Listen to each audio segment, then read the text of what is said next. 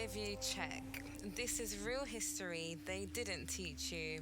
Before we start, I need you to understand something. This is not a clean story, it's not a comfortable story, and it definitely doesn't fit into the version of history most of us grew up with. But it is a true story, and once you hear it, you won't be able to unhear it. This is the story of William Ellison, a man who was born enslaved with the name April, and somehow became one of the richest men in the slaveholding American South. Yeah, let that sit for a second. Because even saying that out loud sounds wrong to people today, and that's exactly why this story matters. William Ellison was born around 1790 in South Carolina. He didn't choose where he was born, he didn't choose who owned him, and he didn't even choose his own name. He was called April. Not because it meant anything special, not because it reflected who he was, but because enslaved people were often named like inventory, months, days, nicknames, whatever was easiest to write down.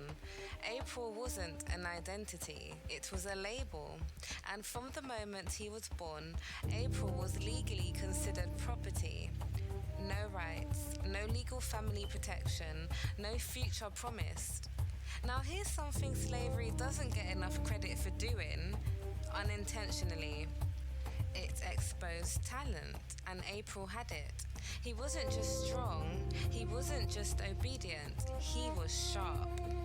Instead of being kept only in the fields, April was trained in cotton ginning, and this part is important, so don't gloss over it. Cotton wasn't just a crop, it was the engine of the southern economy. If cotton didn't get processed, plantations didn't make money, and cotton gins were valuable machines. April didn't just work the cotton gin, he mastered it. He understood the mechanics, he fixed them, he improved them, and at some point, the people who owned him realized something uncomfortable. April was worth more alive, skilled, and thinking than broken. So they allowed something rare. April was permitted to hire himself out. That meant he worked for other people, he earned wages, and he was allowed to keep part of that money. Now let's be clear, this wasn't freedom, but it was leverage, and April understood leverage. While most enslaved people lived day to day just trying to survive, April was quietly doing math in his head. How much he earned, how much he saved, how much freedom might cost. This wasn't fast, this took years. Quiet years, patient years. Every coin mattered. And eventually, April did something most enslaved people never got the chance to do. He bought his own freedom. And here's where the story takes a turn that says everything about who he was. The first thing April did after becoming free wasn't celebrate. It wasn't leave the South. It wasn't revenge. It was paperwork. He chose a new name, William Ellison. And that wasn't just symbolic. Names meant contracts, deeds, court records, business legitimacy. William Ellison wasn't just free, he was legible to the system now. And that system had absolutely no idea who it was dealing with. William Ellison stayed in South Carolina. That alone is surprising. Most freedom stories we hear end with someone running north. But Ellison didn't. He stayed and he built. He opened cotton gin workshops, he invested in land, he reinvested his profits over and over again.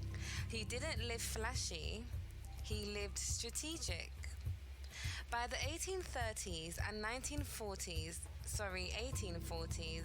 William Ellison owned dozens of cotton gins. He controlled valuable property, he became wealthier than many white men in his country. Let me say that again, slowly. A man born enslaved, out earning white slaveholders inside a slave economy. This wasn't luck, this was intelligence meeting opportunity inside a deeply immoral system. And now we reach the part of the story people argue about. William Ellison legally owned enslaved people. That's true, and if that makes you uncomfortable, it should. But here's where context matters.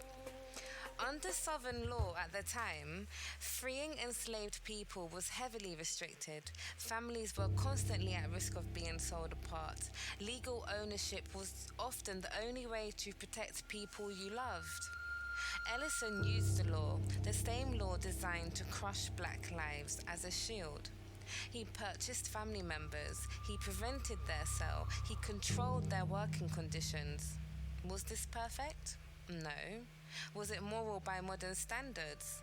That's the wrong question. The real question is this: what does survival look like when every option is cruel? William Ellison didn't build a fantasy, he built safety, and that distinction matters. After the Civil War, stories like Ellison's became inconvenient. They complicated things. They didn't fit into neat narratives about heroes and villains.